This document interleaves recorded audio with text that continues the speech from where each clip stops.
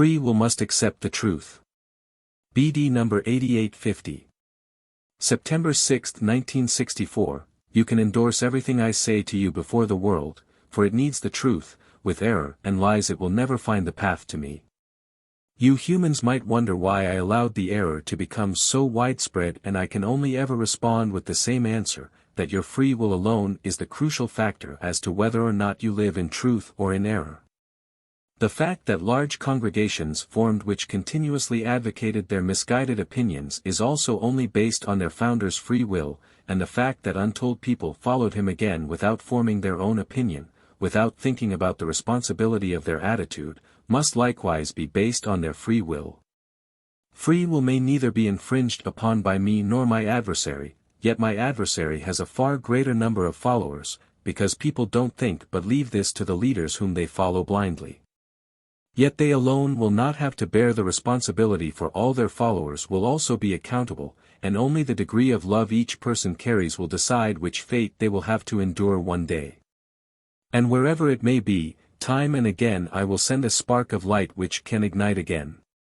My spirit will become effective everywhere, because people will also repeatedly attain a high degree of love again, which will subsequently also offer me the opportunity to reveal myself, so that the pure truth can be conveyed to people over and over again. But who will accept it?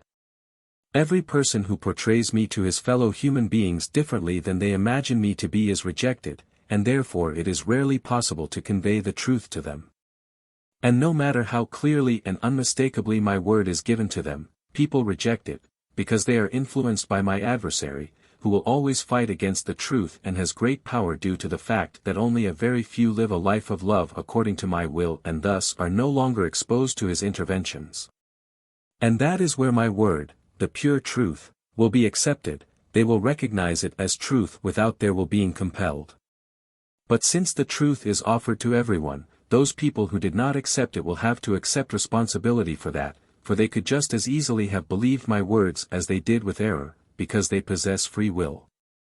And thus you, who want to serve me, need only ever confront them with the pure truth, and every single person will have to form an opinion of it. If he is seriously interested in the pure truth, he will reflect on it, and then he will no longer be unreceptive to my revelations. This is why the spreading of my doctrine is the most important thing for which I require you as servants in my vineyard, for love must pass it on, it must be offered with love, and thus it will also appeal to every person who likewise practices love and therefore is receptive to the truth. This battle between light and darkness will continue until the end. The adversary will become increasingly more powerful because people's free will allows it. But I will also convey the truth to earth until the end, and this will highlight his activity and expose him, but it will only ever be obvious to those who are open-minded for the pure truth, whereas the others will hold on to their error and defend him. Even so, every soul you save from my adversary's trap is one for eternity. And the fact that in the kingdom of the beyond only that person is enlightened who knows the truth should impel you into increased vineyard work. Consequently, anyone who does not let go of his error here, will take it along into eternity and be unable to attain bliss until he abandons his erroneous thinking. And again, it only depends on his degree of love whether realization will come to him with lightning speed on entering the spiritual realm, so that he will let go of the error. Therefore never forget to put the commandment of love first, never forget to encourage people to live a life of love if they care about their soul's salvation. Then a person will already have quiet doubts about his hitherto advocated truth. And then it will also be easier to bring him the truth, he will accept it without opposition and yet without infringing against his free will. Amen.